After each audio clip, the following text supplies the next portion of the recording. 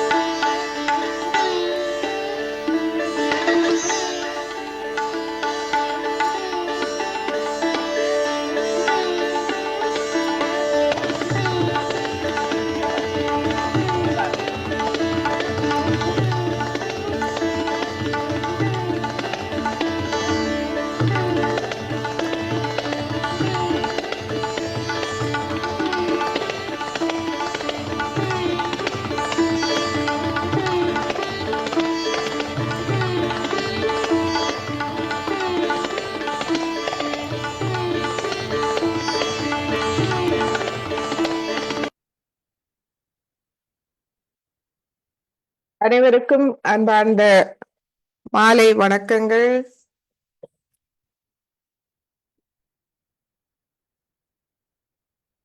இன்றைய ஆரம்ப வகுப்பை நாம் தொடர்வோம். கடந்த வகுப்புகளில் நாம் நாபி சக்கரம் வரை பார்த்தோம். இவை அனைத்தும் அடிப்படையான அறிவு, எமது சூட்சும சரீரத்தை பற்றிய சூட்சுமமான விளக்கங்கள். இன்றைய வகுப்பை நாம் ஆரம்பிப்போம். நேரத்தை தாமதிக்காது நாம் ஆரம்பிப்போம். இன்று நாம் பவசாகரம்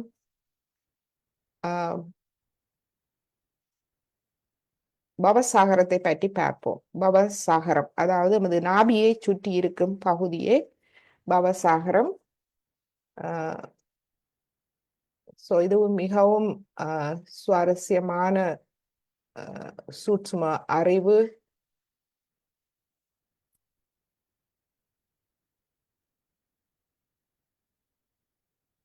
இந்த அறிவு அனைத்தும் நமக்கு உதவக்கூடியது.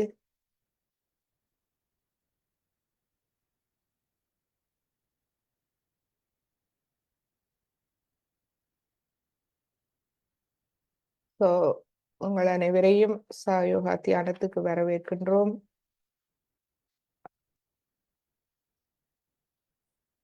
எமது இடது நாடிக்கு மெழுகுதிரி ஒன்றை நாம் தயாராக வைத்திருப்போம். மற்றும் அனைவரும் உப்பு நீர் சுத்திகரிப்புக்கு தயாராக இருங்கள். இது நமது இடது வலது நாடி மற்றும் கீழுள்ள மூலாதாரம், சுவாதிஸ்தானம், நாபி, பவசாகரம் இந்த சக்கரங்களை சமநிலையில் வைத்திருப்பதற்கு இந்த நீர் தத்துவம் மிகவும் உதவியாக இருக்கும்.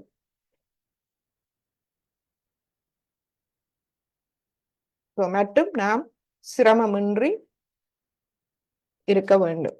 சிரமமின்றி இருப்பது இப்பொழுது அனைவருக்கும் நன்றாக விளங்கி இருக்கும். அதன் அர்த்தம் என்ன? நாம் யார்? நான் ஒரு தூய ஆத்மா, பரபிரம்மத்தின் ஓர் அங்கம். நாம் தனித்தவன் அல்ல. எனவே இது எம்மை முழுமையாக அமைதிப்படுத்துகின்றது. எம்மை நாம் அறிந்து கொள்ள ஆரம்பித்த பின்பு எமக்கு பயம் போகின்றது. ஒருவித பாதுகாப்பு உணர்வை நாம் உணர ஆரம்பிக்கின்றோம். எனவே நாம் அந்த அமைதி நிலையில் ஒரு ஆறுதல் நமக்கு ஏற்படுகின்றது. எனவே எதிர்வினை புரியாத ஒரு அமைதியான சாட்சி பாவ நிலையில் நாம் எம்மை பார்ப்போம். அழிவுகரமானவற்றை நாம் விட்டு விடுவோம். வேண்டாதவற்றை எமது மனதிலிருந்து நாம்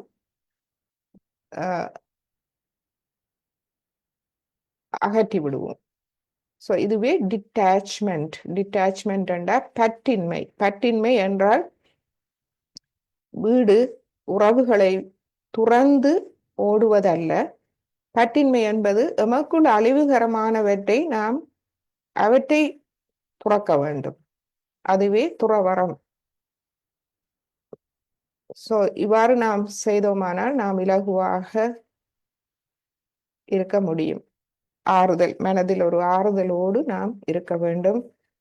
அனைத்தும் நன்றாக நடைபெறும் என்ற அந்த நல் நோக்கத்தோடு நாம் ஆறுதலாக இருப்போம். கடந்த வகுப்பில் நாம் நாபி சக்கரம் பற்றி பார்த்தோம். முக்கியமானது எமது திருப்தி. உலக வாழ்வில் நாம் திருப்தியை உணர்கின்றோம். அதனால் நமக்கு மகிழ்ச்சியும் தாராள குணமும் ஏற்படுகின்றது. பல வகையான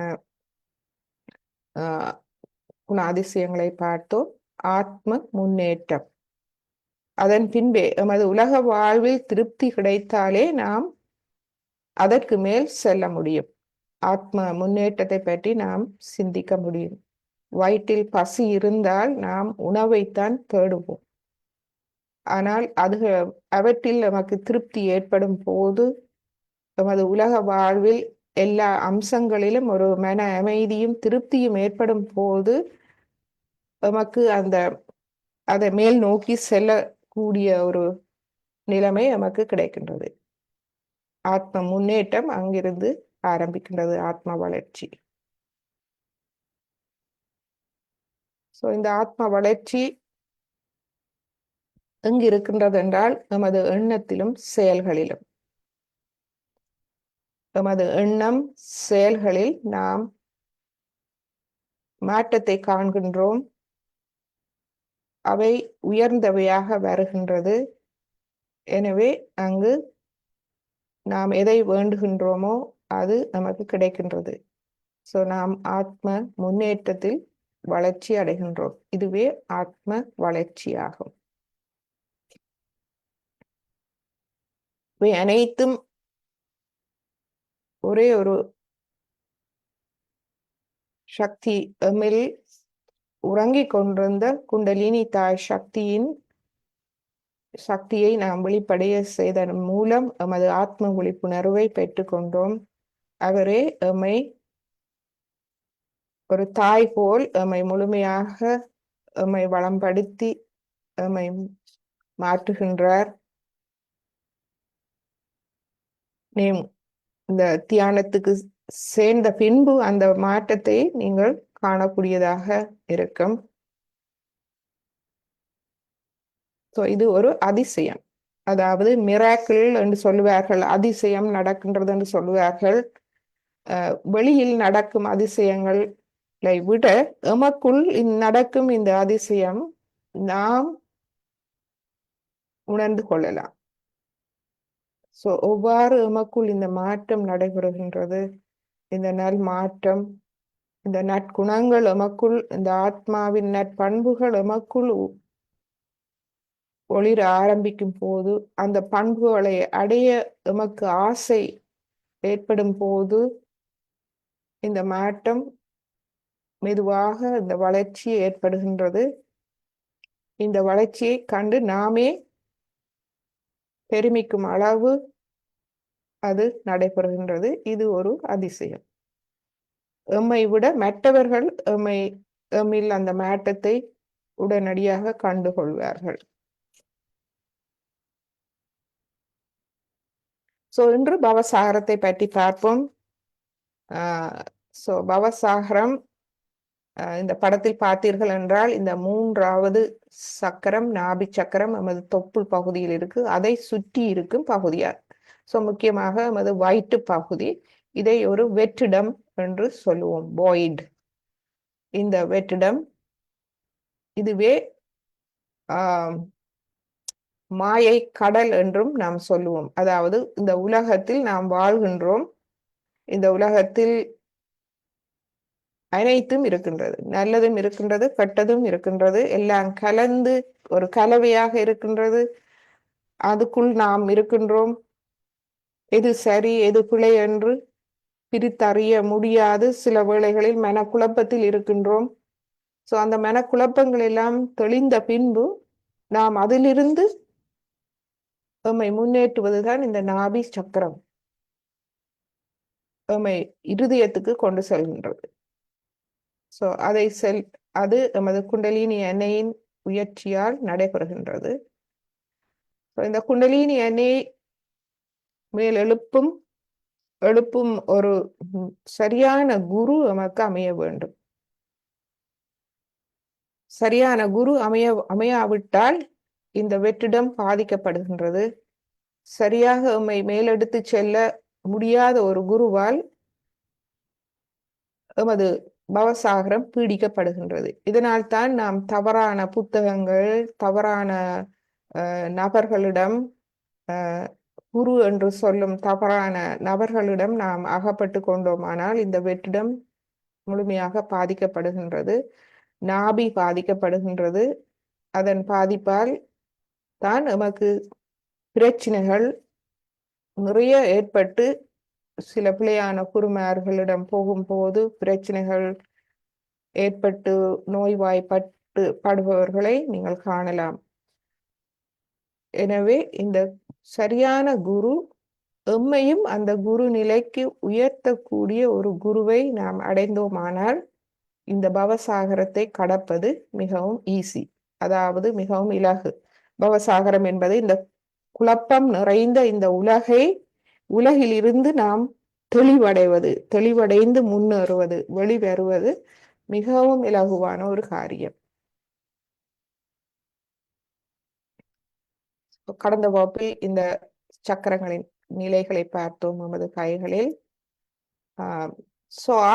மனிதனின் ஆன்மீக முன்னேற்றத்துக்கான பாதையை உருவாக்க அவசியமான தர்மத்தினை நிலைநாட்டி மனித நேயத்தை, நீதியும் ஆன்மீகத்தையும் நோக்கி வழி நடத்த பல அவதாரங்கள், பல தடவைகள் உலகத்தில் அவதரித்துள்ளார்கள்.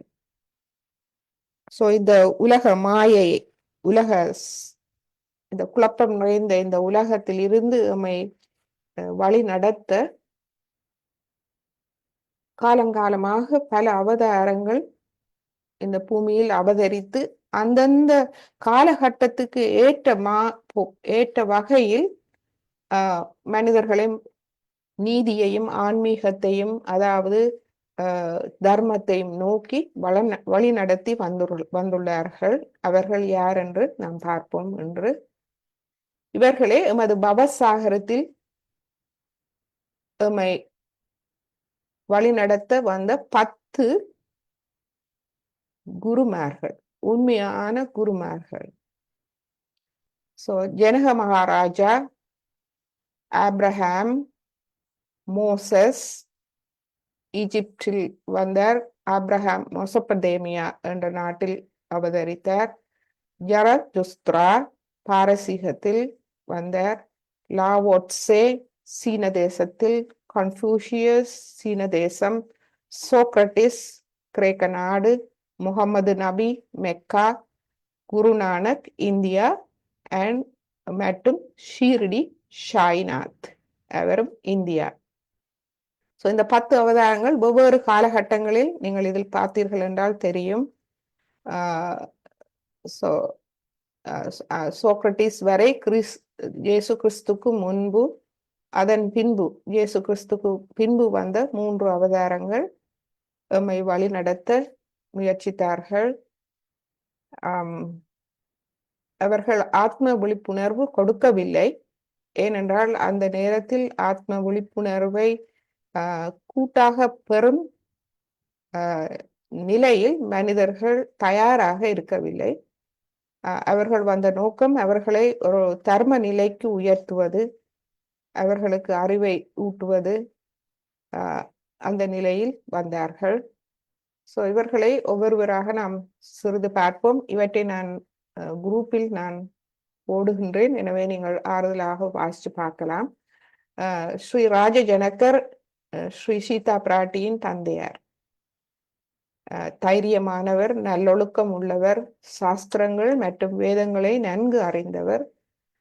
ராமாயண காவியத்தின்படி ஜனக மகாராஜா தனது மகளின் திருமணத்திற்காக தன் மகளின் கரம் பிடிக்கும் வரனை தேடும் பொருட்டு அவர்களின் திறமையை, வலிமையை சோதிக்கும் வண்ணம் ஸ்ரீ சிவனின் பெரிய வில்லை நாணேற்ற ஒரு பரிசோதனையை முன்மொழிந்தார். ஸ்ரீராமர் இந்த தேர்வில் தேர்ச்சி பெற்று ஸ்ரீ சீதா பிராட்டியாரை மணந்தார். அவருக்கு அரசாட்சியின் பொறுப்புகள் மற்றும் அரசு பொறுப்புகள் இருந்த போதிலும் ஜனக மகாராஜர் முற்றிலும் பற்றற்று இருந்தார். ஒரு சந்தர்ப்பத்தில் ஆற்றில் தியானத்தில் இருந்தார். அதே நேரத்தில் அவரது வீடு தீப்பற்றி எரிந்தது. இது அவரது ஒரே சீடனான நச்சிகேதா மீது நீடித்த முத்திரையை ஏற்படுத்தியது. அதாவது அவருடைய வீடு தீப்பற்றி எரிகின்றது என்று தெரிந்தும் அவர் தொடர்ந்தும் தியானத்தில் இருந்தார். அந்த அளவு பற்றற்ற நிலை. அவருடைய ஒரு வசனம், நீங்கள் தெய்வீக சக்தியின் உலகில் வாழும் போது பிரம்மா உங்களை பார்த்து கொள்ளும். அதுவே ஸ்ரீ மாதாஜியும் சொல்கின்றார்கள், நாம் பிரம்மத்தின் ஓர் அங்கம், அந்த பிரம்மத்தின் ஒரு அங்கமாக வரும்போது அந்த முழுமையை எம்மை பாதுகாத்து கொள்கின்றது. இதன் விளக்கம் என்னவென்றால், கை கால்கள், உடம்பில் உள்ள அங்கங்கள் எல்லாம் தனித்தவை அல்ல. அவை ஒரு முழு உடலின் பாகம். ஸோ அவற்றை கவனிப்பது முழு உடலின் வேலையாக இருக்கின்றது. ஸோ கை யோசிக்க தேவையில்லை, நான் என்னை கவனித்துக் கொள்ள வேண்டும் என்று. மூக்கு யோசிப்பதில்லை, நான் மூக்கை கவனிக்க வேண்டும் என்று. அது தானாக முழு உடலும் அதை கவனித்துக் கொள்கின்றது. அதுபோல் நாமும் பரபிரம்மத்தின் ஒரு அங்கமாகவும், ஸோ முழு உடலும் அந்த முழு பாகமுமே எம்மை கவனித்துக் கொள்கின்றது. ஸோ இரண்டாவதாக ஆப்ரஹாம் லிங்கன் மெசபத்தோமியா மற்றும் பாலஸ்தீனத்தில் இருந்தவர். ஒரு தீர்க்கதரிசி மற்றும் யூத தேசத்தின் முதல் தேச பக்தர். கிறிஸ்தவம் மற்றும் இஸ்லாம் இரண்டிலும் சமமான முக்கியம் வாய்ந்தவர். முகம்மதுவின் மூதாதையராக ஒப்புக்கொள்ளப்பட்டவர். தனது இளமை பருவத்தில் அவர் தனது சொந்த தந்தை உட்பட சிலை வழிபாடர்களை எதிர்த்தார். அவர் இருந்த நேரம் இந்த சிலை வழிபாடு மிகவும் ஒரு மூட நம்பிக்கையோடு ஒரு பயங்கரமான ஒரு வழிபாடாக இருந்தது. எனவே அவர் அதிலிருந்து மக்களை விடுவிக்க வேண்டி அதை எதிர்த்தார். அவர் நம்பிக்கை, தியாகம், அர்ப்பணிப்பு மற்றும் பொறுமை ஆகியவற்றின் நித்திய குணங்களுடன் தொடர்புடையவர்.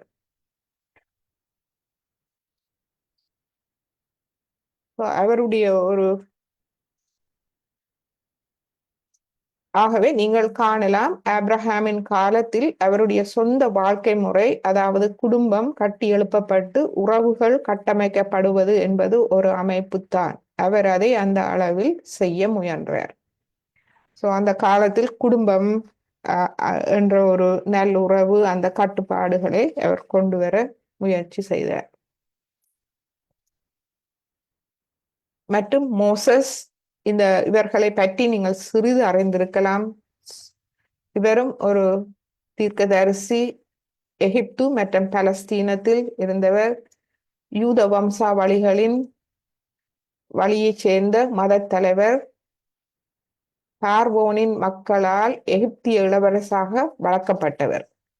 ஸோ இவருடைய வரலாறையும் நீங்கள் பார்த்தீர்கள் என்றால், இந்த இளவரசி இவரை ஆற்றில் குழந்தையாக எடுத்து வளர்க்கப்பட்டார். யூத அடிமைகளின் நடவடிக்கையால் திகைத்து போனவர் ஓடி வந்து மெசபத்தோமியா நாளில் பரிசுத்த ஆவியின் வம்சாவளியினரை ஏற்றுக்கொண்டார். அங்கு எகிப்துக்கு திரும்பி யூதர்களை அடிமைத்தனத்திலிருந்து வெளியேற்றும்படி கடவுளால் அறிவுறுத்தப்பட்டார். இவர் கடவுளிடமிருந்து நேரடியாக அசரீரியாக இவர் பல வகையான வழி நடத்தல்களை பெற்றுக்கொண்டார். உங்களுக்கு தெரியும், அவர் 10 commandments, அதாவது பைபிளில் சொல்லப்பட்ட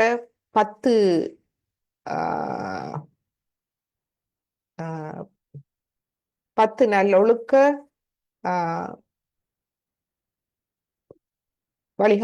வழிகாட்டிகள், அதாவது நல்லொழுக்க வசனங்கள், அதாவது திருடக்கூடாது, தீய எண்ணங்கள் இருக்கக்கூடாது என்ற மாதிரியான 10 வழிகாட்டும் வசனங்களை அவர் நேரடியாக இறைவனிடமிருந்து பெற்றுக்கொண்டு அதன் மூலமாக மக்களை வழிநடத்த முற்பட்டார். இந்த 10 கட்டளைகளும் பைபிளில் இருக்கின்றது.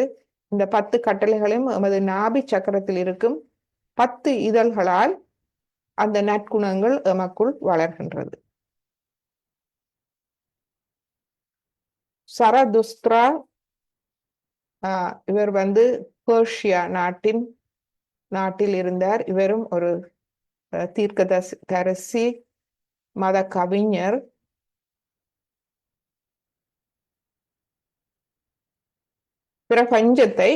இந்த பிரபஞ்சம் ஒரு உண்மைக்கும் பொய்யுக்கும் இடையிலான ஒரு போராட்டமாக கருதினார்.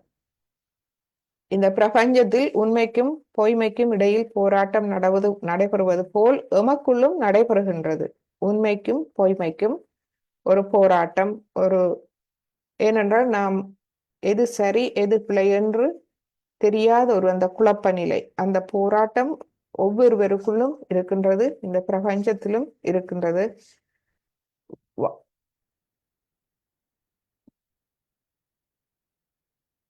வாழ்க்கையில் சுறுசுறுப்பாக பங்கேற்பதன் மூலமும் நல்ல எண்ணங்கள், சொற்கள் மற்றும் செயல்களை செய்வதன் மூலமும் சத்தியத்தை தக்க வைத்துக் கொள்ள நமது சுதந்திர விருப்பத்தை பயன்படுத்துவதன் முக்கியத்துவத்தை அவர் வலியுறுத்தினார்.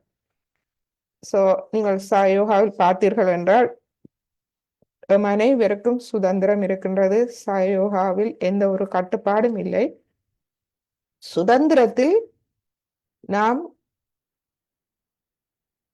தர்மத்தை, நல் ஒழுக்கத்தை நாம் விரும்பி ஏற்றுக்கொள்கின்றோம். ஏனென்றால் அதன் பயன் மன அமைதி, மன திருப்தி, ஆறுதல். அதனால் நமக்கு நல்வாழ்வு, ஆனந்தம் கிடைக்கின்றது. எனவே சராதுஸ்ட்ரா கேட்டுக்கொண்டார், ஆகையால் இந்த உலகத்தை குணமாக்குபவர்களாக நாம் இருக்கட்டும் என்ற அவருடைய வாக்கியம் இதில் குறிக்கப்பட்டிருக்கின்றது. அடுத்ததாக கன்ஃபூஷியஸ், சீனா, ஜப்பான், கொரியா மற்றும் வியட்நாமில்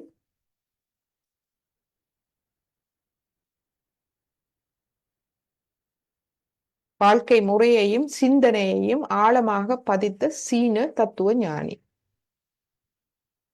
அவர் தனிப்பட்ட மற்றும் அரசாங்க மட்டங்களில் ஒழுக்கத்தையும் சமூக உறவுகளின் மதிப்பு, நீதி மற்றும் நேர்மையையும் வலியுறுத்தினார். அவருடைய ஒரு வாக்கியம், நான் கேட்கிறேன், மறந்து விடுகிறேன், நான் பார்க்கிறேன், எனக்கு நினைவிருக்கிறது, நான் செய்கிறேன் மற்றும் அதனால் புரிந்து கொள்கின்றேன். கேட்பது, நாம் நல்ல விடயங்களை கேட்கலாம், மறந்து போகலாம். நல்ல விடயங்களை பார்க்கலாம், நமது நினைவில் இருக்கலாம், ஆனால் அது நமக்குள் செயல்படாது. ஆனால் நாம் செயல்படும் போது அதை நாம் புரிந்து கொள்கின்றோம். இதுவே இவருடைய தத்துவம். அடுத்ததாக லாவோ த்சே, அவரும் சீன நாட்டின் தத்துவ ஞானி.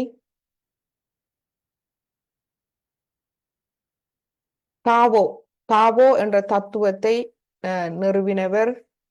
அதாவது பிரபஞ்ச உண்மை, மனிதனின் இயல்பியல் உண்மையை மேம்படுத்தும் வழியை கற்பிக்கும் தாவோவை அவர் எழுதினார்.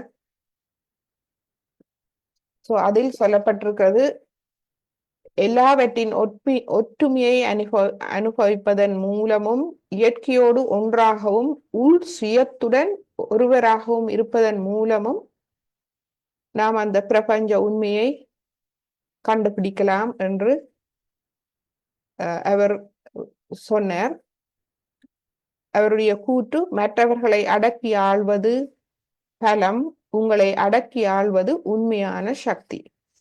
மற்றவர்களை நாம் அடக்கி ஆள்வது எமது பலமாக இருக்கின்றது. ஆனால் உண்மையில் எம்மையே நாம் அடக்கி ஆளும் போது அது மாபெரும் சக்தி ஆகின்றது.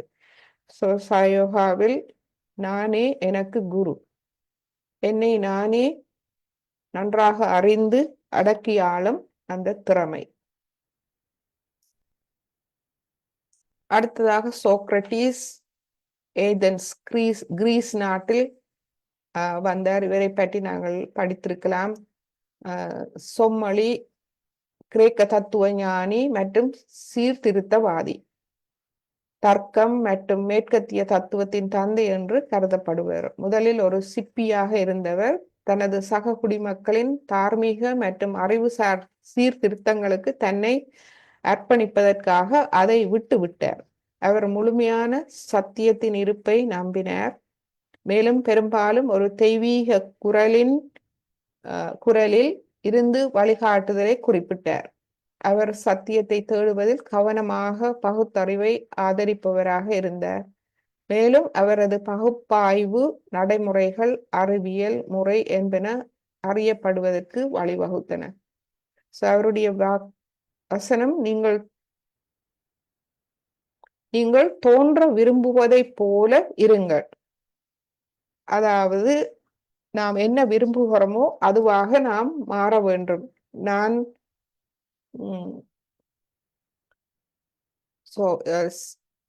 விரும்புவது மட்டுமல்ல, நாம் அதை செயல்படுத்த வேண்டும் நமக்குள் என்பதுவே அவருடைய முக்கியமான வாக்கியமாக இங்கு குறிக்கப்பட்டிருக்கிறது. மற்றும் நபிகள் நாயகம் அரேபியாவில் மக்கா மற்றும் அரேபியா இஸ்லாம் என்றால் சரணடைதல். சரணடைதல் என்றால் நாம் பற்றற்ற நிலையில் இருத்தல். அதாவது எமக்குள் உள்ள அழிவுகரமானவற்றை நாம் சரணடைத்து அவற்றிலிருந்து பற்றில்லாத நிலையில், ஒரு ஆத்ம நிலையில், தூய நிலையில் இருத்தலே அதன் பொருள்.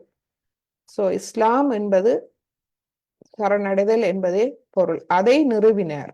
அரேபிய தீபகற்பத்தில் மக்காவில் பிறந்த அவர் தனது 40 வயதில் ஏஞ்சல் கேப்ரியல் அவர்களிடமிருந்து வெளிப்பாடுகளை பெறத் தொடங்கினார். முதலில் மன உளைச்சலுடனும் உறுதியுடனும் அவர் 3 வருடங்கள் ஜபத்திலும் ஆன்மீக பயிற்சியிலும் செலவிட்டார். அவரது வாழ்நாள் முழுவதும் தொடர்ந்த இந்த வெளிப்பாடுகள் மற்றும் அவரது அடுத்தடுத்த போதனைகள் பின்னர் குர்ஆனில் சொற்களாக மாறியது. அவர் சொல்கின்றார், 70 ஆண்டு கால ஜபத்தை விட படைத்தவரின் பணியின் மீது 1 மணி நேர தியானம் சிறந்தது. இதன் அர்த்தம் என்னென்றால், நாம் ஜபம் என்று ஒரு இறைவனோடு ஒரு தொடர்பும் இல்லாது நாம் ஆண்டாண்ட காலமாக ஜபிப்பதை விட 1 மணி நேரம் தியானம் சிறந்தது. படைத்தவரின் பணியின் மீது 1 மணி நேர தியானம் சிறந்தது. நேரம் நாம் உண்மையாக அந்த இறை சக்தியோடு தொடர்போடு நாம் அந்த தியானிக்கும் போது அது கூட சிறந்தது என்று சொல்கின்றார். எல்லாம் என்னத்தை காட்டுகின்றது என்றால், வெளி பேச்சோ பகட்டோ அவை நமக்கு உதவ போவதில்லை. நாம் நேர்மையோடு தூய்மையோடு நாம் ஒரு சிறிது முன்னேற்றம் ஏற்பட்டாலும் அது மிகவும் பெருமதி வாய்ந்தது, வலிமை வாய்ந்தது. மற்றவர் குரு நானக் சீக்கிய மதத்தை நிறுவியவர். லாகூருக்கு அருகில் ஒரு இந்து குடும்பத்தில் பிறந்த அவர் கடவுளின் ஒற்றுமை, நம்பிக்கை மற்றும் நற்செயல்களால் இரட்சிப்பு மற்றும் மனிதனின் சமத்துவம் மற்றும் சகோதரத்துவம் பற்றி பேசினார். அவர் பெண்களின் சமத்துவத்திலும் உலகளாவிய மதத்திலும் நம்பிக்கை கொண்டிருந்தார். பக்தி சிந்தனை மற்றும் சிறந்த நடத்தையே கடமைகளில் முதன்மையானது என்று அவர் பரிந்துரைத்தார். அவருடைய கூற்று, எல்லா மனிதர்களிடத்திலும் சகோதரத்துவத்தை யோகிகளின் உயர்ந்த ஒழுக்கமாக பாருங்கள். உங்கள் சொந்த மனதை வென்று உலகை வெல்லுங்கள். நாம் எல்லோரையும் மதிக்க கற்றுக்கொள்ள வேண்டும். சயோகாவில் இது மிகவும் இலகுவானது. ஏனென்றால் இந்த உண்மை நாம் ஒரு தூய ஆத்மா. ஒரு மனிதன் எங்கிருந்தாலும் அவருக்குள் இருக்கும் அந்த தூய ஆத்மாவே உண்மையானது. வெளியில் இருக்கும் அடையாளங்கள் எல்லாம் போலியானவை. எனவே அந்த ஒருமை நமக்குள் சேர்கின்றது. இதுவே நாம் எமது கட்டுப்பாடுகளை நாம் எமது சொந்த மனதை வெல்ல வேண்டும். வெல்லும் போது உலகை வெல்லக்கூடியதாக இருக்கின்றது. முழு உலகையுமே நாம் நேசிக்கக்கூடியதாக இருக்கின்றது. ஏனென்றால் நாம் முழு உலகம் அதன் ஒரு பாகம். நாம் அந்த பரபிரமத்தின் ஒரு அங்கம். வெளிப்பகட்டுகள், அடையாளங்கள், நான் இலங்கையைச் சேர்ந்தவன், இந்தியாவை சேர்ந்தவன், நான் இந்த மதத்தை சேர்ந்தவன், நான் இந்த குடும்பத்தை சேர்ந்தவன், இந்த சாதியை சேர்ந்தவன், நான் படித்தவன், படிக்காதவன், பணக்காரன், ஏழை, அனைத்து வேறுபாடுகளும் மறைகின்றது. நான் ஒரு தூய ஆத்மா, பரபிரம்மத்தின் ஒரு அங்கம் என்று சொல்லும் போது அங்கு அனைத்தும் தானாக மறைகின்றது.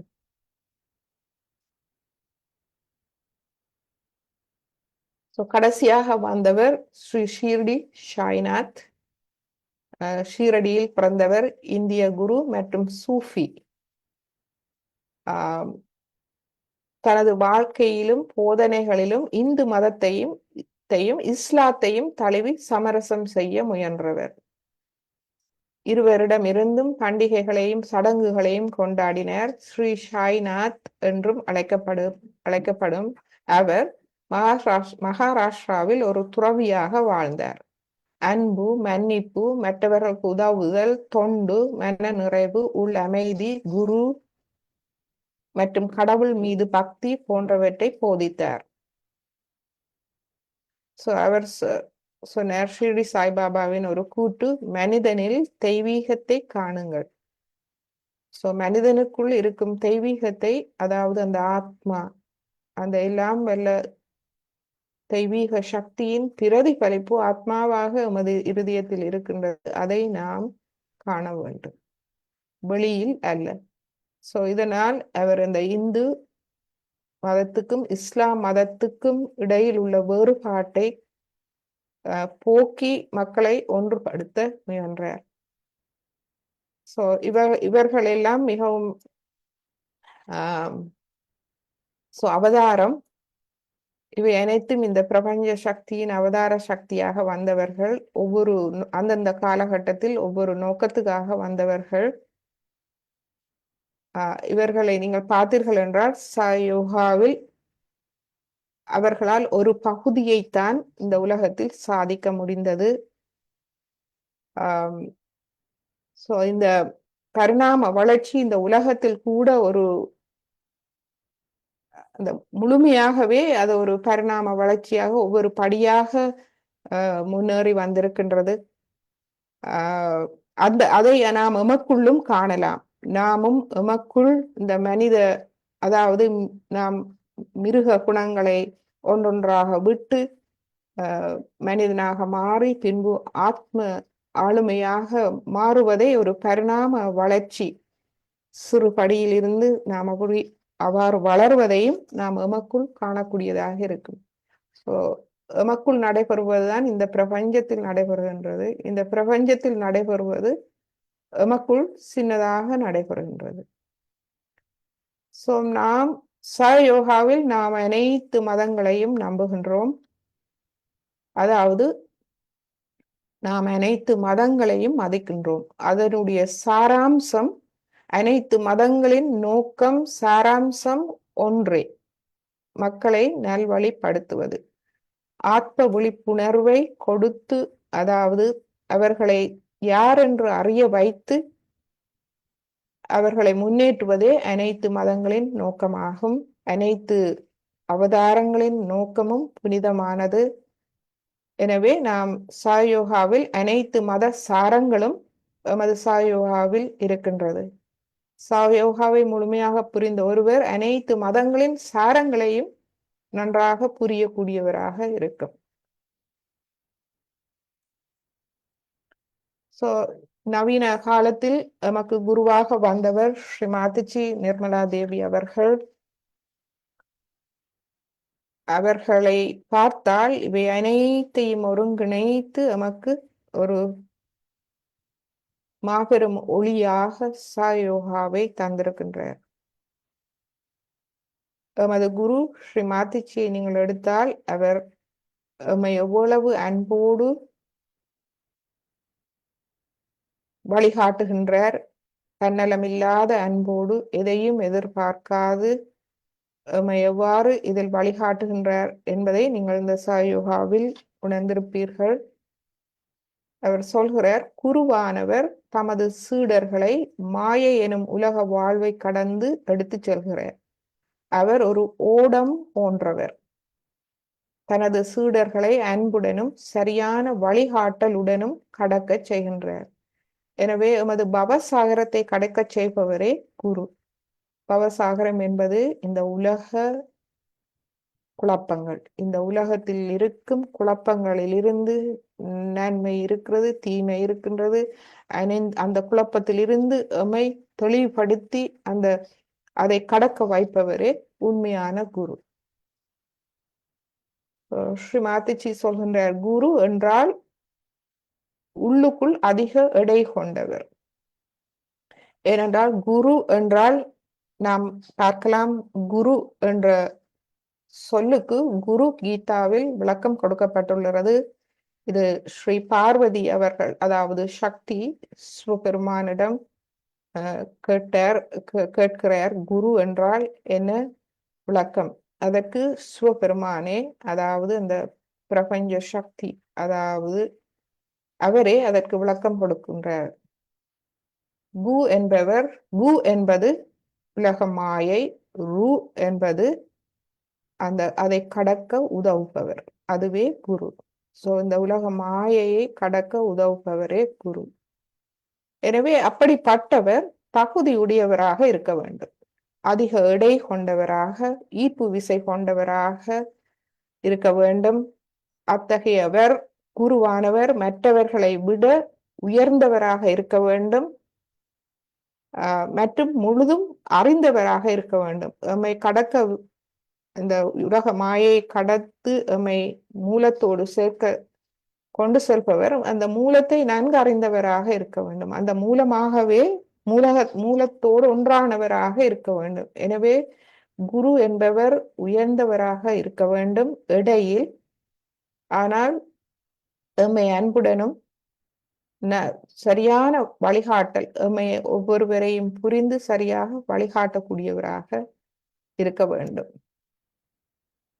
எனவே ஸ்ரீ மாதாஜி சொல்கிறார், ஒரு குரு தன் குழந்தைகளை நேசிக்க வேண்டும், குழந்தைகளை திருத்துவதற்கு வலிமையும் தைரியமும் இருக்க வேண்டும், மேலும் குழந்தைகளை சரியான பாதையில் வைத்து அவர்களை வழிநடத்தவும் அவர்கள் எழுச்சி பெற உதவவும் தீவிர ஆசை கொண்டவராக இருக்க வேண்டும்.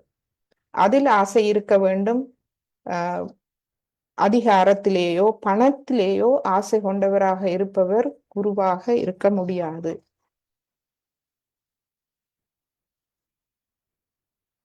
இன்று நாம் பவசாகரத்தை பற்றி பார்ப்போம். ஏனென்றால் பவசாகரம் ஒரு திருப்பு முனை, நமக்கு மனித வாழ்வில் இருந்து, மனித ஆளுமையிலிருந்து ஆத்ம ஆளுமைக்கு நாம் செல்லும் ஒரு முக்கியமான ஒரு இடம்.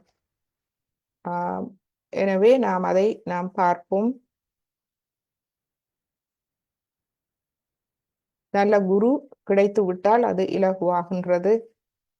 எமது பவசாகரத்தில் எமக்கு சுய தேர்ச்சி, எம்மை ஆளும் திறன் அவசியம், ஒழுக்கம், சுய கட்டுப்பாடு அவசியம், தீர்க்கமான தன்மை, அதாவது தீர்மானிக்கும் ஆற்றல், மன உறுதி அவசியம். ஓகே, நீங்கள் ஒன்றை தெரிந்தெடுத்தால், இது சரியென்று பட்டால் அதில் நேர்மையாகவும் உண்மையாகவும் இருக்கும் அந்த உறுதி வேண்டும், பொறுமை வேண்டும், சமநிலை, நேரான நடத்தை, கண்ணியம், மேன்மையை உணரும் திறன், இது எமது பவசாகரத்தில் கிடைக்கின்றது. உண்மை மற்றும் அறிவுக்கான தாகம் இங்கு ஏற்படுகின்றது. ஆன்மீகத்தில் உங்களையும் மற்றவர்களையும் வழிநடத்தும் திறன் இந்த பவசாகரத்தில் விருத்தியாகின்றது.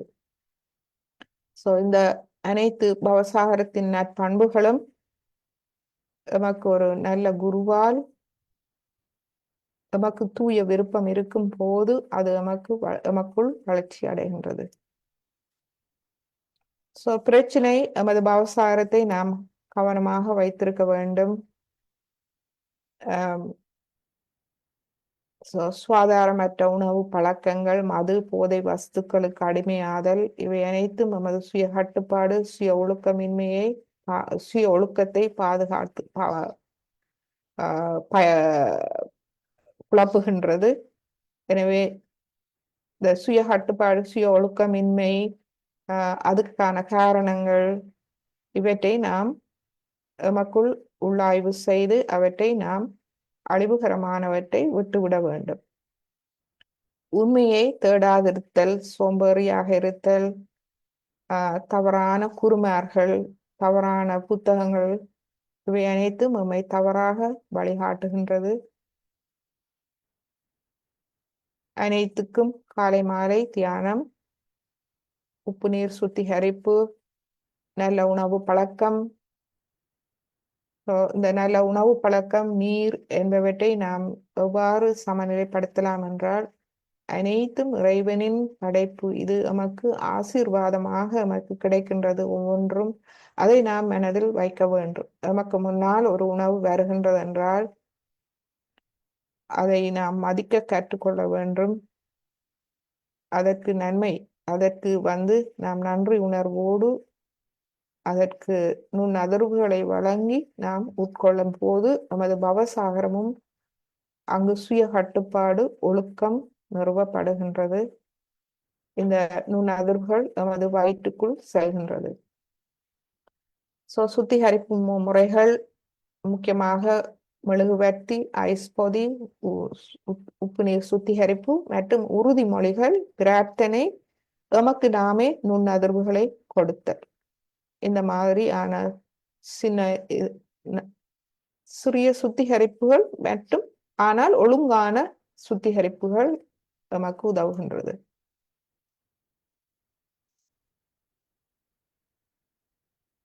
இப்பொழுது நாம் நமது இரு கைகளையும் அடியில் வைத்து பொறுமை எம்மில் பொறுமை இருக்க வேண்டும். நமக்கு பொறுமையோடு அமைதியோடு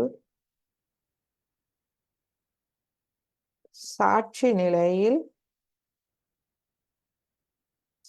நிலை என்பது எதற்கும் எதிர்வினை புரியாது கவனத்தை எமக்குள் வைத்து நாம் அமருவோம்.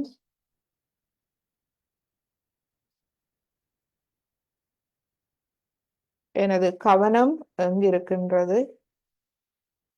நான் யார்? நான் எங்கு அமர்ந்திருக்கின்றேன்? எங்கும் நிறைந்த இந்த பிரபஞ்ச சக்தி, இந்த அன்பு சக்தி, இந்த தெய்வ சக்தியின் முன்னால் அமர்ந்திருக்கின்றேன். எனது கவனம் எங்கிருக்கின்றது?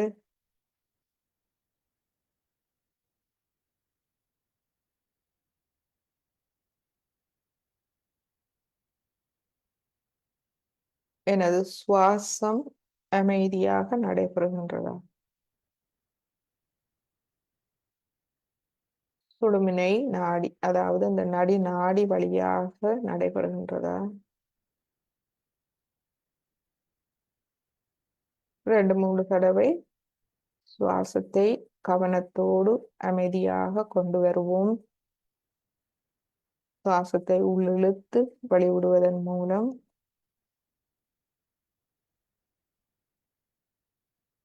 நம்மை முழுமையாக வெளிப்படுத்துவோம். இயற்கை சூரியனின் கதிர்களுக்கு தன்னை முழுமையாக வெளிப்படுத்துவது போல் எங்கும் நிறைந்திருக்கும் இந்த அன்பு சக்தி நுண்ணதிர்வுகளாக பரம சைத்தன்யமாக அனைவருக்கும் பொதுவாக கிடைக்கின்றது. எனவே நாம் நம்மை முழுமையாக வெளிப்படுத்துவோம். இருதயத்தை வெளிப்படுத்துவோம். என் இருதயத்தில் என்ன இருக்கின்றது? ஏதாவது இருந்து என்னை தடுக்கின்றதா? ஒரு மன ஆறுதல் அங்கு இருக்கின்றதா? அழிவுகரமானவை ஏதும் இருந்தால் நாம் பயப்பட தேவையில்லை. அவை எம்முடையது அல்ல. அவற்றை நாம் வெளிப்படுத்தி விடுவோம். நாம் இந்த பிரபஞ்ச அன்னைக்கு சொல்லுவோம், தாயே, இவற்றை என்னிடமிருந்து எடுத்து விடுங்கள். வேண்டாதவற்றை என்னிடமிருந்து எடுத்து விடுங்கள். சில வேண்டாதவற்றை நாமே அடையாளம் கண்டுகொள்ளலாம். சிலவற்றை நம்மால் எமது விழிப்புணர்வுக்கு அவை இன்னும் வராமல் ஒளிந்து கொண்டிருக்கலாம். எதுவானாலும் தாயே, தங்களுக்கு தெரிந்தது, தாங்கள் அனைத்தையும் தெரிந்தவர். எனவே நான் என்னை முழுமையாக வெளிப்படுத்துகின்றேன். அனைத்தையும் என்னிடமிருந்து விலக்கி என்னை முழுமையாக தூய்மைப்படுத்துங்கள்.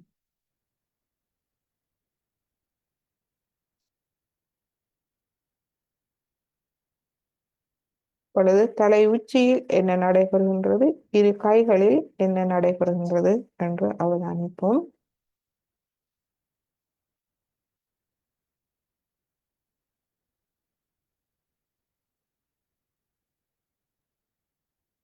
எமது வலது கையை தலை உச்சியில் நாம் சிறிது வைப்போம். சிறிது நேரம் வைப்போம். உடனடியாக நீங்கள் உணர்வது என்ன? வலது உள்ளம் கையை தலை உச்சியில் வைத்து சிறிது கீழ் நோக்கி ஒரு மென்மையான ஒரு அழுத்தத்தை நாம் கொடுப்போம். உடனடியாக அங்கு உணர்வது என்ன? எதுவானாலும் பிரச்சனை இல்லை. கையை 2 அங்குலம் மேலே உயர்த்துங்கள். பொறுமையோடு காத்திருப்போம். எம்மை முழுமையாக வெளிப்படுத்துவோம்.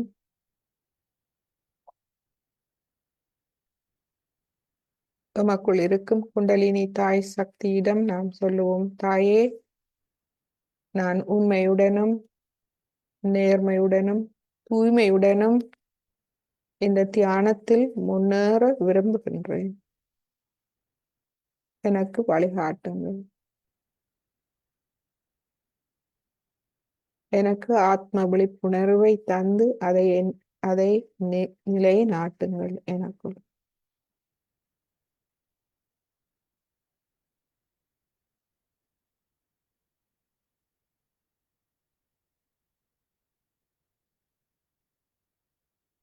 இப்பொழுது இடது கையை மடக்கி கொண்டு வந்து வலது கையை மடக்கி கொண்டு வந்து இடது கையால் நாம் பார்ப்போம்.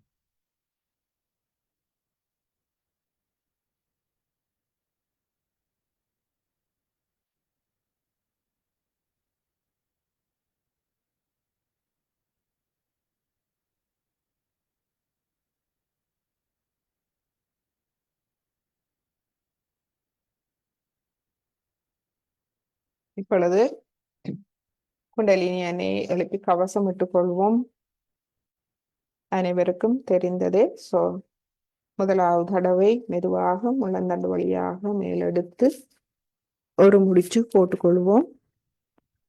கையை கீழே கொண்டு வருவோம். இரண்டாவது தடவை 2வது முடிச்சு கையை மெதுவாக கீழே கொண்டு வாருங்கள். கொண்டு வரும்போது கவனம் கையிலும் இருக்கட்டும். 3வது தடவை 3 முடிச்சுக்கள். 1 2 3. கையை நாம் கீழே கொண்டு வருவோம். இப்பொழுது கவசம், மூலாதாரம், சுவாதிஷ்டானம், நாபி, பவசாகரம், இருதயம், விஷுத்தி, ஆக்யா, சஹஸ்ரார. இரு கைகளையும் கூப்பி வணங்கி இன்றைய தியானத்தை நாம் ஆரம்பிப்போம். சமநிலையை நாம் செய்வோம். இடது நாடி பாதிப்பிருந்தால் சிறிது நேரம் மெழுகுதிரி ஒளி வையுங்கள்.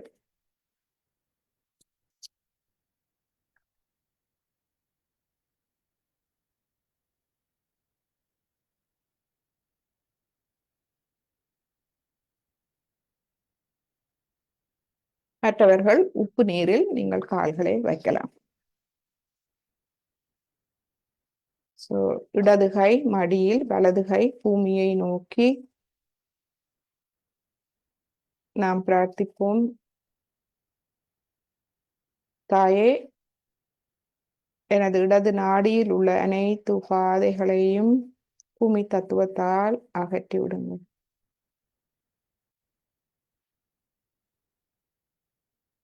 இந்த இடது நாடியின் அனைத்து உபாதைகளும் நமது மமகாரத்தில் இருக்கின்றது. மமகாரம் என்பது நமது மனக்கட்டுப்பாடுகள், பழக்க வழக்கங்கள், கொள்கைகள். இவை சரியானவையாக இருக்கலாம், பிழையானவையாக இருக்கலாம். சரியானவை நன்மை பயக்கக்கூடியவை, பிழையானவை நமக்கு பிரச்சனையாக அமைப்பவை. எனவே அவற்றை முழுமையாக என்னிடமிருந்து அகற்றி விடுங்கள். எனது இடது நாடியில் தூய்மையை தந்தருளுங்கள். தூய விருப்பத்தை தந்தருளுங்கள். இச்சா சக்தி, மனசக்தி. எனது மனதிலும் எனது விருப்பத்திலும் தூய்மையை தந்தருளுங்கள். உண்மையான விருப்பத்தை எனக்கு தந்தருளும்.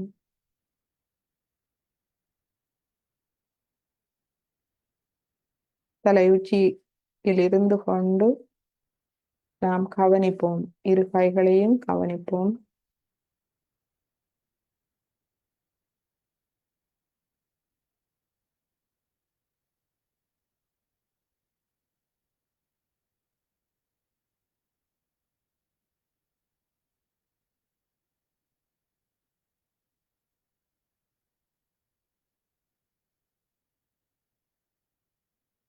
நாம் ஓம் ஹம் சொல்லுவோம்.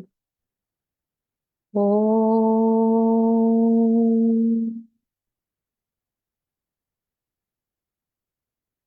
ஹம்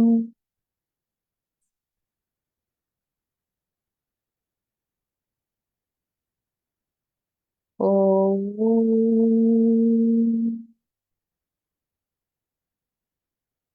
ஹம்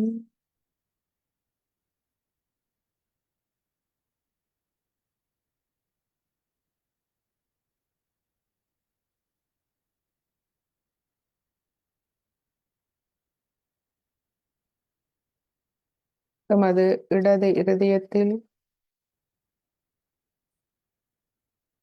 பிரதிபலிக்கும் ஆத்மா, அந்த ஆத்ம தத்துவம், தூய தெய்வீக அன்பு தத்துவம், நாம் அதற்கு தலை வணங்குவோம்.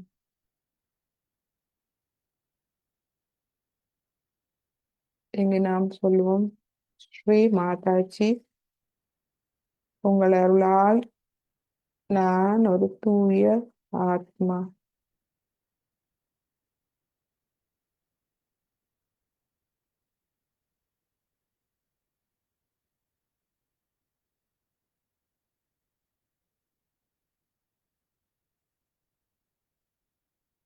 இந்த எண்ணங்களோ கவலைகளோ பிரச்சனைகளோ அல்ல, நான் அதற்கும் அப்பாற்பட்ட தூய ஆத்மா.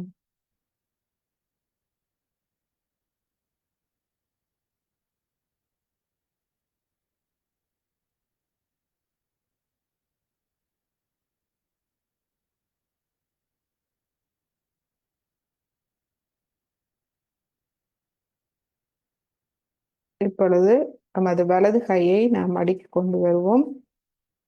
இடது கையை ஆகாயத்தை நோக்கி வைப்போம்.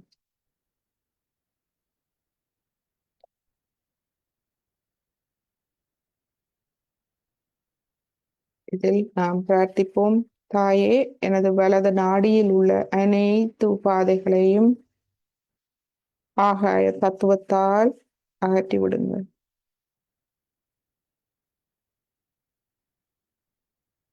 எனது மன குழப்பம்,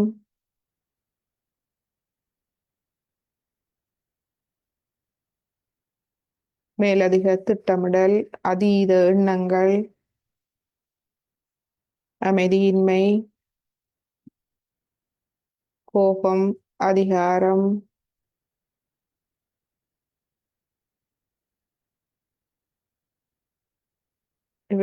இவற்றுக்கு காரணமான அனைத்தையும் என்னிடமிருந்து அகற்றி விடுங்கள். இவற்றுக்கு காரணமாக இருக்கும் எனக்குள் இருக்கும்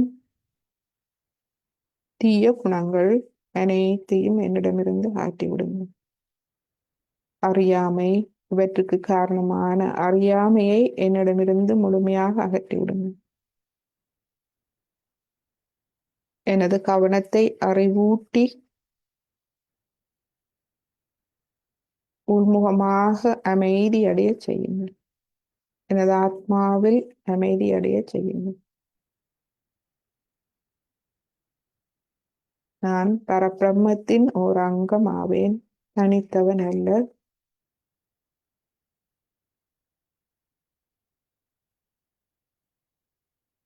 எனக்கு எனக்கு எப்பொழுதும் உதவி காத்திருக்கின்றது.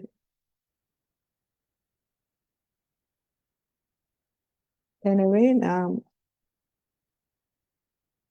அமைதி அடைவோம். நமது மனதிலும் எண்ணத்திலும் உடல் செயல்பாடுகளிலும் அமைதி அடைவோம்.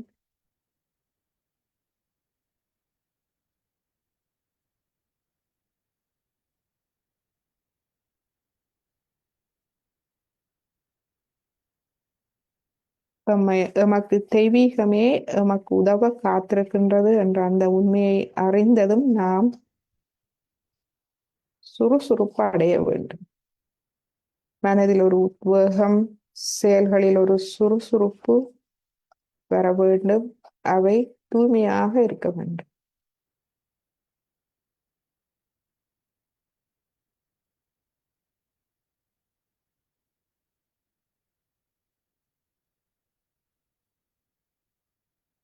கவனம் தலை உச்சியில் இருந்து கொண்டு நமது இரு கைகளையும் அவதானிப்போம்.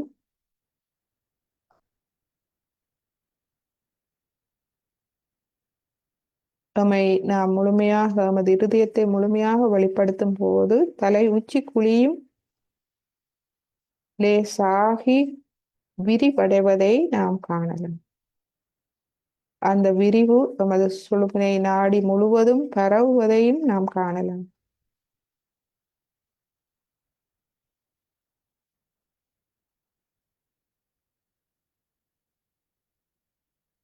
இப்பொழுது நமது இடது கையை நாம் மடிக்கு கொண்டு வருவோம்.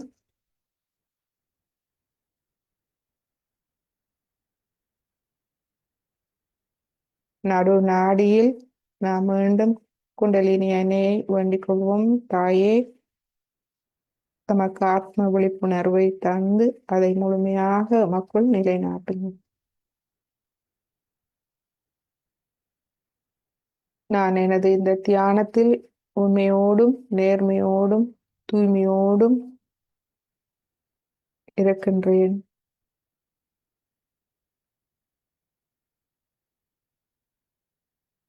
தாங்களே அனைத்தையும் செய்பவர். நான் முழுமையாக எனது எண்ணங்கள், பிரச்சனைகள், கவலைகள் அனைத்தையும் சரணாகதி செய்கின்றேன். அவற்றில் இருந்து விலகுகின்றேன். பற்று இல்லாது அவை அனைத்தையும் நான் சரணாகதி செய்கின்றேன்.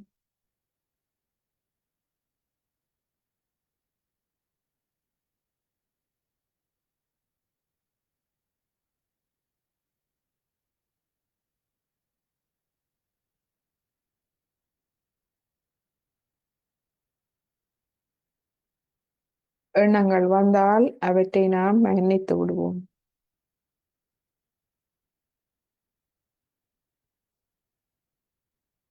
எண்ணங்கள் எதுவானாலும் நாம் மன்னித்து விடுவோம். பிரச்சனைகளை மன்னித்து விடுவோம். குழப்பங்களை மன்னித்து விடுவோம். இவற்றுக்கு அப்பால் இருக்கும் அந்த ஆத்ம அமைதி, தியான நிலை, சக்தி வாய்ந்த நிலை, பாதுகாப்பான நிலை. தாயே, அந்நிலைக்கு என்னை எடுத்து செல்லுங்கள்.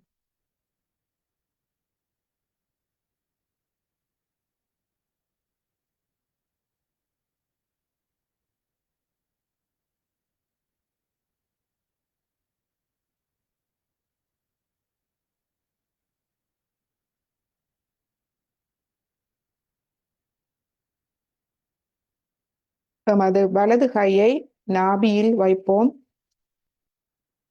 வயிற்று பகுதியில் நன்றாக பரந்து வைப்போம். எமது பவசாகரம் முழுவதையும் நாம் எமது கவனத்தை எமது பவசாகரம் முழுவதிலும் வைப்போம். அதாவது தலை உச்சி குழியில் இருந்து கொண்டு சுழுமுனை நாடி உள்முகமாக சுழுமுனை நாடி வழியாக எமது பவசாகரத்தில் கவனத்தை வைப்போம்.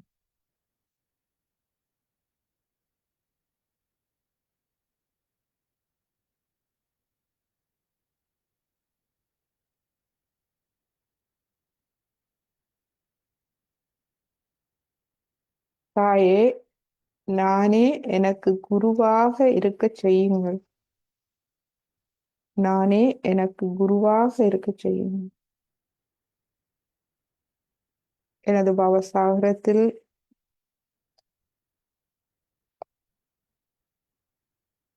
தூய்மை, உண்மை,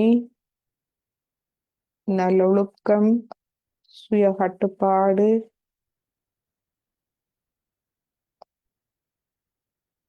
சுயமரியாதை, கண்ணியம் அனைத்தையும் ஒளியூட்டி நானே எனக்கு குருவாக இருக்க செய்யணும்.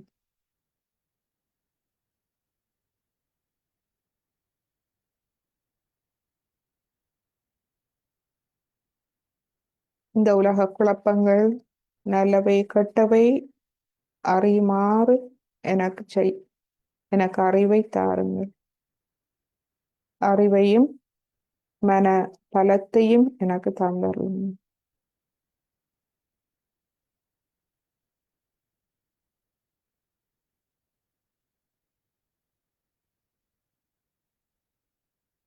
கவனத்தை தலை உச்சியில் வைத்து இந்த இடத்தில் என்ன உணர்கின்றோம்? நாம் நமது வலது கை வைத்த இடத்தில் என்னத்தை உணர்கின்றோம்? அங்கு என்ன நடக்கின்றது? ஏனென்றால் நாம் எங்கெல்லாம் கவனத்தை வைக்கின்றோமோ அங்கெல்லாம் குண்டலினி எண்ணெய் எழுந்து வருகின்றன. அவர் அந்த இடத்துக்கு வரும்போது நாம் குளிர்ச்சியை உணரலாம். அவருடைய அன்பு சக்தி வந்து எம்மை குளிர்ச்சி அடைய செய்கின்றது.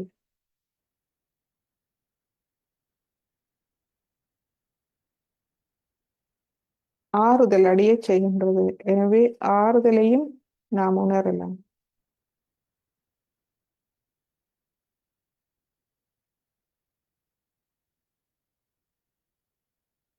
குண்டலினி எண்ணெய் அங்கு வரும்போது அங்கிருக்கும் பிரச்சனைகள் தானாக விலகி தமது சஸ்திரம் வழியாக மறைந்து விடுகின்றது.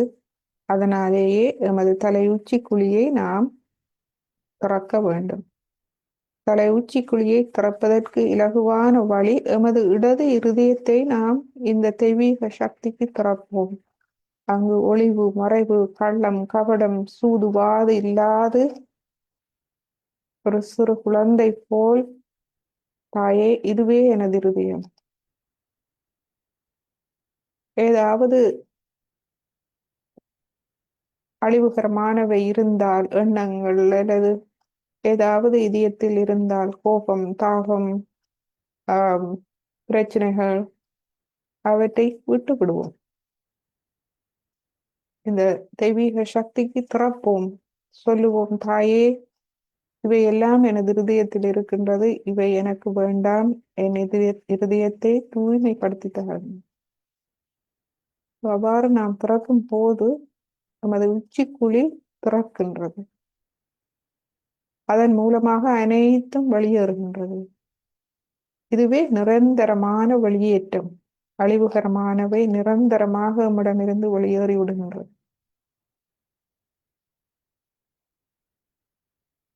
இப்பொழுது நமது கையை இடது பவசாகரத்தில் வைப்போம். இங்கு நாம் சொல்லுவோம், ஸ்ரீ மாதாஜி உங்கள் அருளால் நானே எனது குருவானேன்.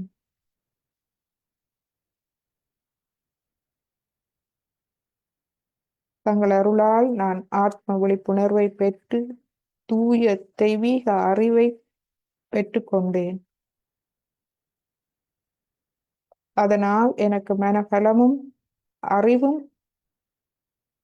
என்னை நன்றாக வழி நடத்துகின்றது.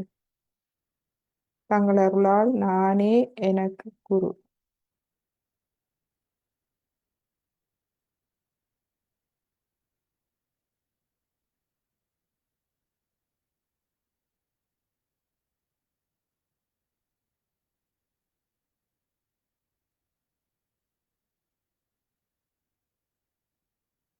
இப்பொழுது எமது வலது கையை வலது கையை மடியில் வைத்து எமது இடது கையால் வலது பக்க பவசாகரத்தில் வைப்போம்.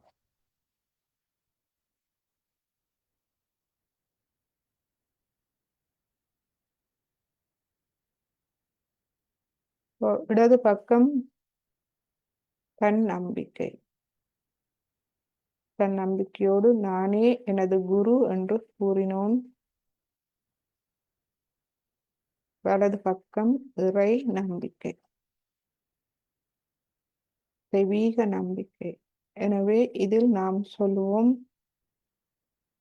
ஸ்ரீ மாதாஜி, நீங்களே எனது குரு.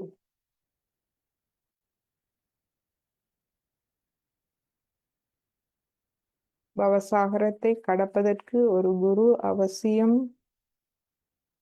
உலகில் மிக சிலரே தானாக கடந்தவர்கள். அது அவர்களுடைய பூர்வ ஜென்ம புண்ணியத்தால் வந்ததாக இருக்கலாம்.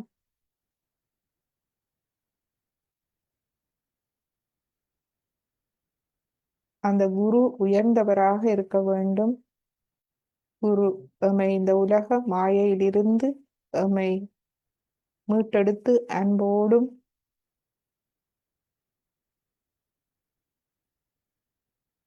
எம்மை நன்றாக வழிகாட்டி எடுத்துச் செல்பவராக இருக்க வேண்டும்.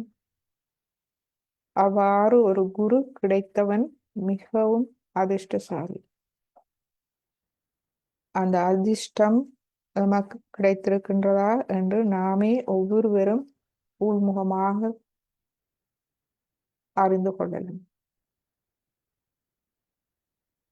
எனவே இதில் நாம் முழு நம்பிக்கையோடு, அன்போடு, நன்றியுணர்வோடு நாம் சொல்லுவோம், ஸ்ரீ மாதாஜி, நீங்களே எனது குரு ஆவீர்கள்.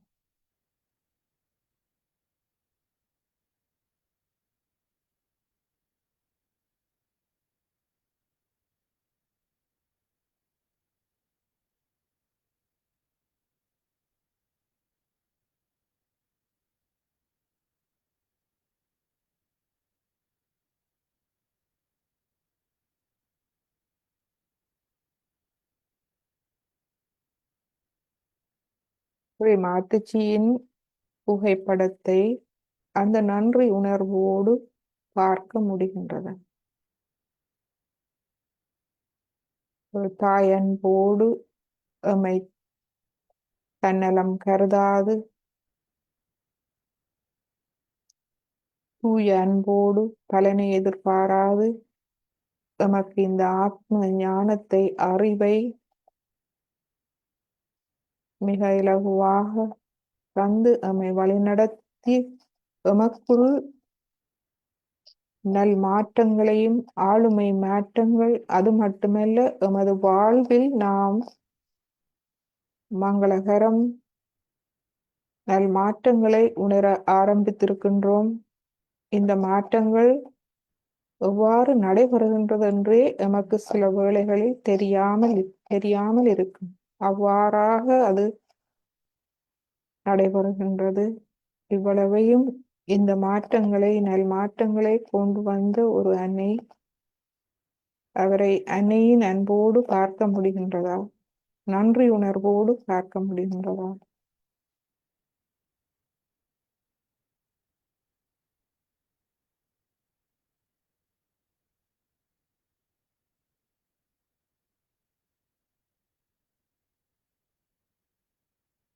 மற்றும் உங்கள் இடது கை வைத்திருக்கும் இடத்தில் என்ன உணர்கின்றீர்கள்?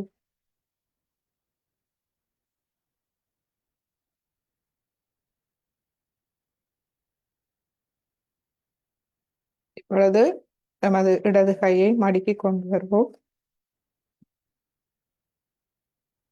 கவனத்தை நாம் ஒரு முகமாக தலை உச்சி குழியில் வைப்போம். இரு கைகளிலும் நாம் என்ன உணர்கின்றோம் என்ற ஒரு நிமிடம் அவதானிப்போம்.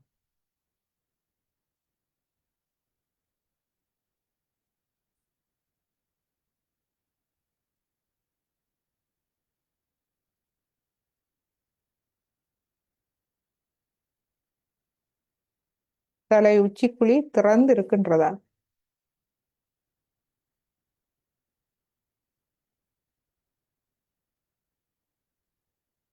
அதன் ஊடாக குண்டலினி எண்ணெயின் வெளிப்பாட்டை உணர முடிகின்றதா? அதாவது அங்கு தலை உச்சி குழியில் குளிர்ச்சியை உணர முடிகின்றதா?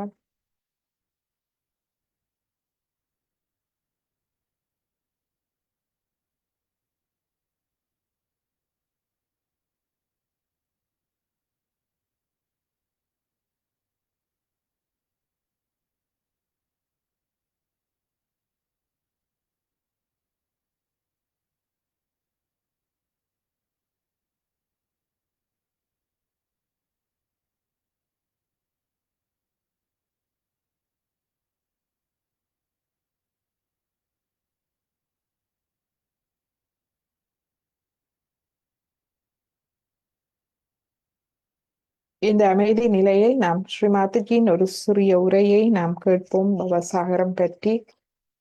மீண்டும் ஸ்ரீமாதஜியின் உரைகள் கேட்கும் போது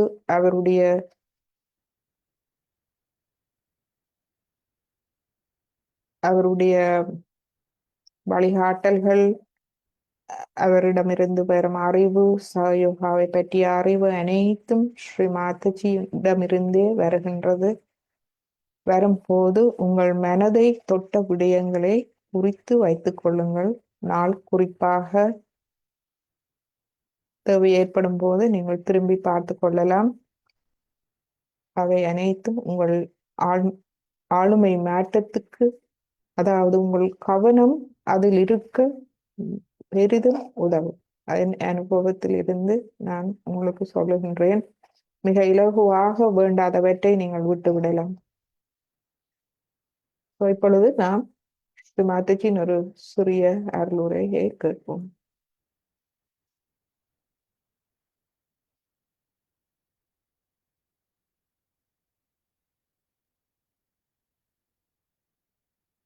மது பவசாகரத்தின் ஒழுக்கம் பற்றிய உரை, தியானம். ஸ்ரீமாதஜி இதில் சொல்கின்றார், 2 வகையான தியானம். ஒன்று நாம் காலை மாலை ஒரு 10-15 நிமிடம் எமக்காக தனித்திருந்து செலவழிப்பது. அந்த தியானம் மூலமாக நாம் பெற்றுக்கொண்டவை அந்த நாள் முழுவதும் எமக்குள் இருந்து வெளிப்படுகின்றதா? அது 2வது தியானம். ஒன்று உள்முகமான தியானம், மற்றது வெளிமுகமான தியானம். தியானத்தில் நான் பெற்றுக்கொண்ட நல்லவை என் நடத்தைகள், என் பேச்சு, என் சிந்தனைகள், என் நடத்தைகளில் வெளிப்படுகின்றதா? இதற்கு நீங்கள் நாள் குறிப்பு மிகவும் அவசியம். சில வேளைகளில் நாம் போகப்படுவோம், இந்த தியான நிலையை இழந்து விடுவோம். நாம் அதை குறிக்கலாம். இன்று நான் அதை இழந்து விட்டேன், இன்று இதை கற்றுக்கொண்டேன், இதை இழந்து விட்டேன், இனி அப்படி இருக்கக்கூடாது என்று நீங்கள் எழுதி விட்டீர்கள் என்றால் அது மிகவும் துரிதமாக எம்மை மாற்றிக்கொள்ள உதவும். இன்றே நாம் ஸ்ரீமாதஜியின் அருளுரையை நாம் கேட்போம்.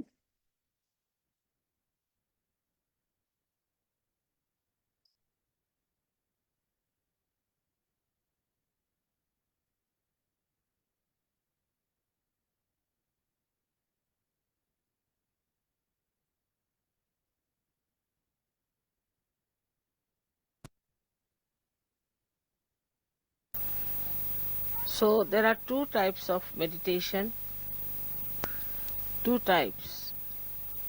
Where one is the meditation where we can call it the antarmana, that we meditate inside ourselves. To see for ourselves what's wrong with us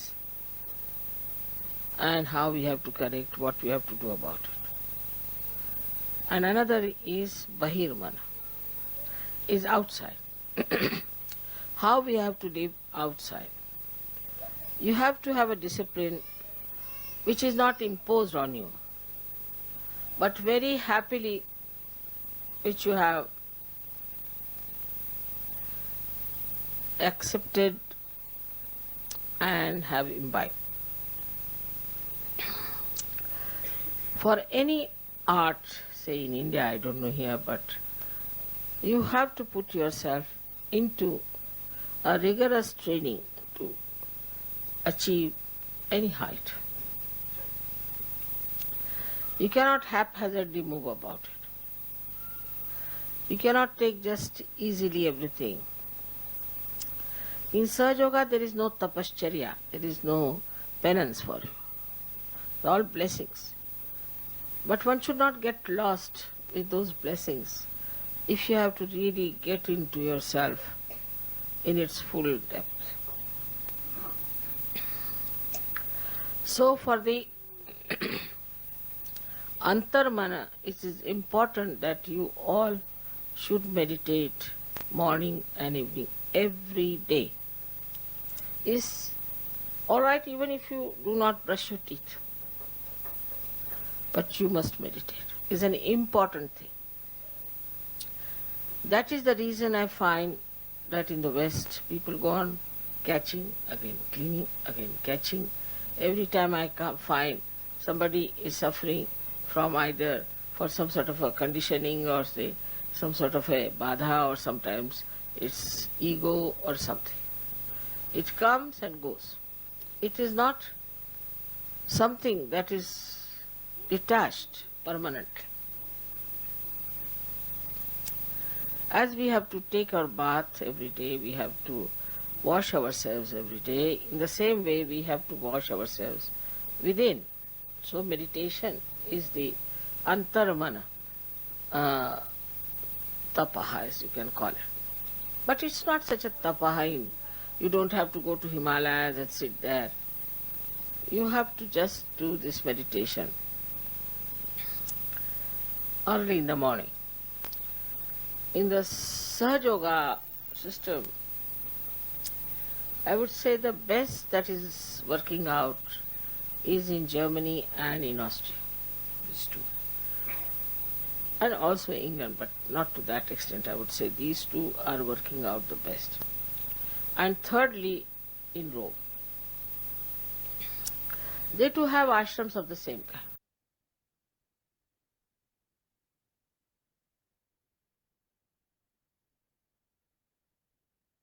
இப்போ இங்கு இருவகை தியானங்களை பற்றி ஸ்ரீ மாதாஜி விளங்கப்படுத்தினார். இப்பொழுது இன்னும் ஒரு சிறிய உரை, பவசாகரத்தை பற்றிய உரை நாம் கேட்போம்.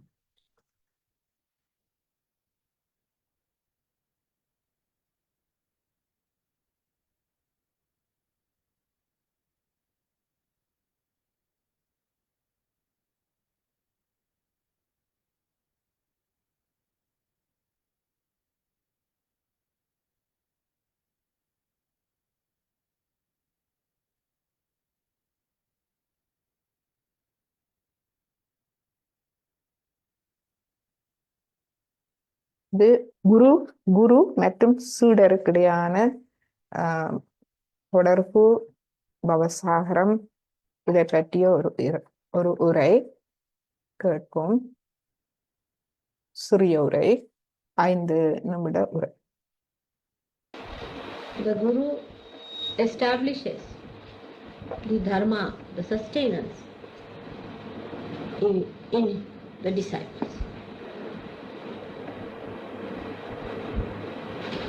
He gives all clear-cut ideas about what is the sustenance power for the disciples. He may preach for the whole world, but for his disciples, he gives very clear-cut instructions. Most of the gurus, when they do it, they actually chisel out every disciple. First they weigh what is the urge of a disciple. How much a disciple really can receive.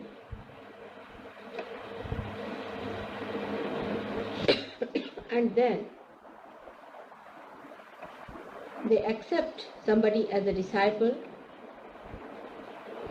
after verifying if the disciple is really capable of receiving even the instructions about dharma.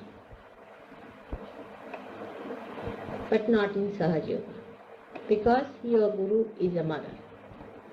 So she initiates you without finding out what is your urge, what is your capability, and what quality of a personality you have. It's a very different style of guru that you have, which looks after your body, looks after your mind, and looks after your problems, and then bestows upon you the blessings of Kundalini awakening. But normally the gurus do not do. The reason is they are only gurus, not mothers.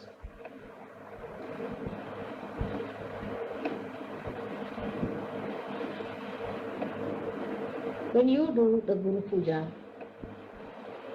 what do you do really? We must understand that. That means you worship the principle of Guru in you by worshipping me. The principle is within you, which is to be awakened, which is to be blossomed, by which you become the Gurus. And the principle is that of Dharma. So, one has to know that when you are doing my puja, I would like this time really to give you that blossoming within your being, which makes you fragrant with Dharma. But as you have seen, after realization you have to be very careful. In the same way, after becoming Guru, it is even more necessary to be careful. Because as you know, that in the West, we have ego problem. The Westerners are ego-oriented.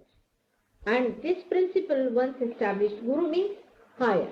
Guru means the one who has more weight. Guru word is used even for magnetism, which has more weight, gravity. Such a person has much more gravity than others have. So he can teach others. He has to be a higher person. When this awakens into you, has to be sustained with complete observation within you, that you do not succumb to the ways of ego. Also, you should not have irreligious behavior, nor you should have indecent behavior. Neither you should be hot-tempered, nor should be servile, but should be in the center. You are the Guru, you are the higher personality than the rest of them. So you have to maintain a certain higher values of dignity,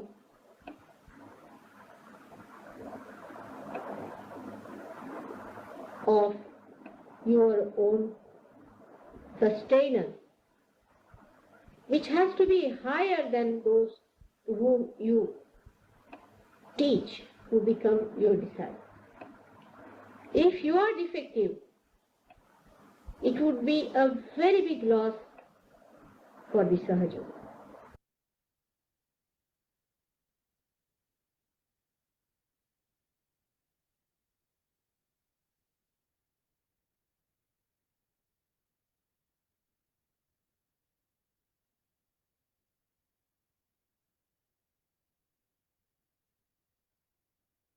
நமது பவசாகரத்தில் நாம் குரு தத்துவத்தை வளர்த்து கொள்ள வேண்டும். சிறிது நேரம் அமைதியான தியானத்தில் இருப்போம்.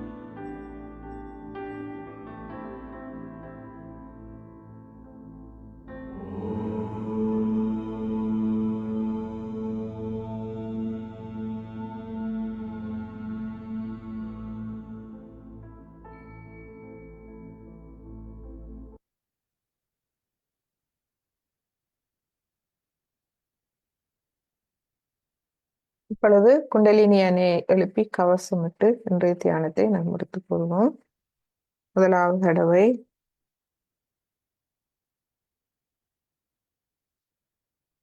இரண்டாவது தடவை, மூன்றாவது தடவை,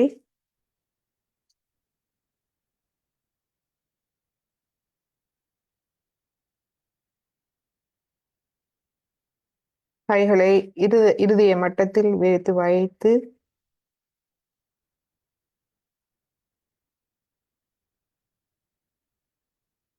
இந்த ஓம் என்ற பீஜ மந்திரம் நமது சாஸ்திரத்துக்குரியது. இதில் 3 சக்திகள் அடங்கி இருக்கின்றது. ஆ, ஊ, அம். ஆ நமது வலது நாடி இச்சா சக்தி. ஊ நமது இடது நாடி, ஆ நமது இடது நாடி இச்சா சக்தி. ஊ நமது வலது நாடி கிரியா சக்தி. நமது நடு நாடி ஞான சக்தி, தியான சக்தி. இந்த 3ம் இணைந்தது ஓம். இந்த ஒளி தூய்மையான குழந்தை உள்ளத்தின் வெளிப்பாடு. களம் கபடம் சூதுவாது இல்லாத தூய்மையான உள்ளத்தின் ஆத்மாவின் ஒளி ஓம். அதுவே எமது சாஸ்திரத்தின் பீஜ மந்திரம். அதை கேட்கும் போது எமது முழு கவனத்தையும் தலை உச்சியில் வைத்து நமது சுழுமுனை நாடியில் மூலாதாரத்திலிருந்து சஹஸ்ராரம் உச்சி வரை நாம் நமது கவனத்தை போடுவோமானால் அதனுடைய அமைதியை நாம் உணரலாம். அதனுடைய அந்த குழந்தை உள்ளம், அந்த பண்பு நமக்குள் ஒளியூட்டப்பட அது உதவும். இந்நிலையில் நாம் கவசம் எடுத்துக்கொள்வோம். மூலாதாரம், சுவாதிஷ்டானம், நாபி, பவசாகரம், இருதயம், விசுத்தி, ஆக்யா, சஹஸ்ரார. இரு கைகளையும் கூப்பி என்றும் எமது தெய்வீக குரு, தெய்வீக தாய் ஆன ஸ்ரீ மாதாஜி அவர்களுக்கு எமது அனந்த கோடி நன்றிகளை எமது இதயபூர்வமாக தெரிவித்து இன்றைய தியானத்தை நாம் முடித்துக் கொள்வோம். எம்மோடு ஃபேஸ்புக் மற்றும் Zoom மூலமாக இணைந்து கொண்ட அனைத்து அன்பர்களுக்கும் எமது அன்பான வணக்கங்களும் நன்றிகளும். உங்களுடைய கருத்துக்கள், கேள்விகள், சந்தேகங்கள், தியான அனுபவங்களை நீங்கள் தாராளமாக நம்மோடு பகிர்ந்து கொள்ளலாம். Zoom-இல் இருப்பவர்கள் chat மூலமாகவும், ஃபேஸ்புக்கில் இருப்பவர்கள் chat மூலமாகவும், Zoom-இல் இருப்பவர்கள் நீங்கள் அன்மியூட் பண்ணி கதைக்கலாம், அல்லது நீங்கள் chat மூலமாகவும் அறிய தரலாம்.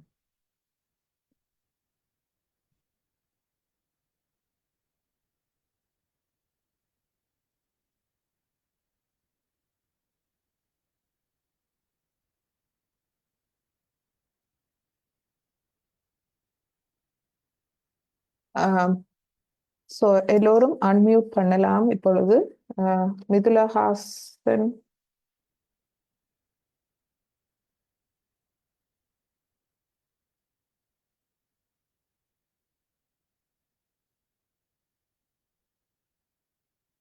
நீங்கள் அன்மியூட் பண்ணலாம், அன்மியூட் பண்ணி கதைக்கலாம்.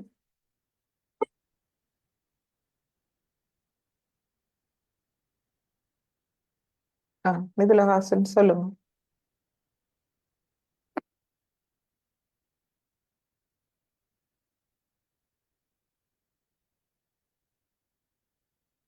ஓகே.